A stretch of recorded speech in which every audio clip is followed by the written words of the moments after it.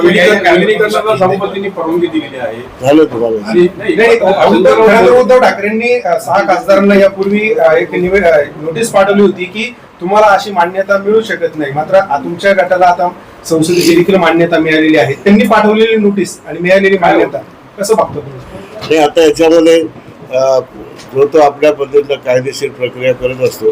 त्यांची प्रक्रिया त्यांच्या पद्धतीप्रमाणे, आमची प्रक्रिया आमच्या पद्धतीने झालेली आहे. मान्यता मिळाली याचा अर्थ जो सभापतीने जो निर्णय दिलेला आहे तो यथायोग्य झालेला आहे. त्यामुळे आता बाकीच्या प्रक्रियेला बद्दल चर्चा करणं किंवा मत व्यक्त करणं मला वाटतं काही उचितपणाचं. पुढे ठाकरे पुढे कोर्टामध्ये गेला तुमच्या 6 जणांच्या विरोधात, तर तुम्हाला काही अडचण येऊ शकते का? त्याबद्दल तुम्हाला साशंका आहात का तुम्ही? नाही, माझ्या माहितीप्रमाणे आम्ही काही साशंक नाहीये. ज्या अर्थी सभापतींनी परवानगी दिली त्याआधी देखील या सर्वांनी कायदेशीर बाबी तर हाताळल्याच असतील.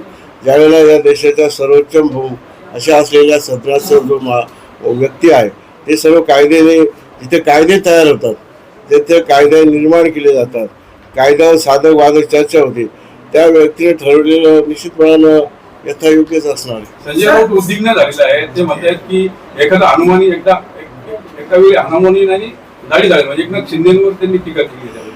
ते त्यांनाच विचारा, त्याचं उत्तर ते देते. सर हिंदी में बताइए.